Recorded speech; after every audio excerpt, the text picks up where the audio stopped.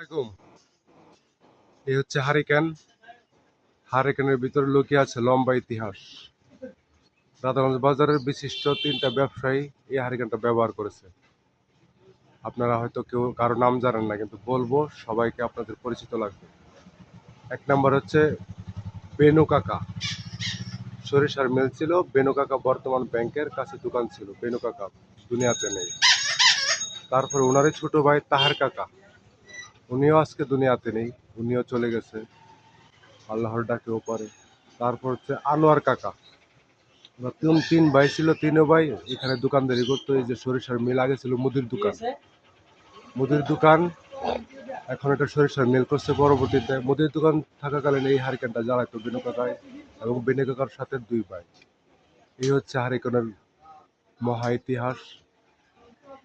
ওনার যারা আত্মীয় স্বজন আছেন সংগ্রহ করে রাখবেন ভিডিওটা। এই হারিকেনটা দেখে বেনু কাকার কথা বা ওরা তিন ভাইয়ের কথা আপনাদের মনে হবে।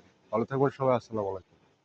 ও আরেকটা কথা, সবাই দোয়া করবেন ওনাদের জন্য। তিনজনের জন্য নামাজ পড়ে দোয়া করবেন সবাই, ওনাদেরকে যাতে আল্লাহ জান্নাত দান করেন।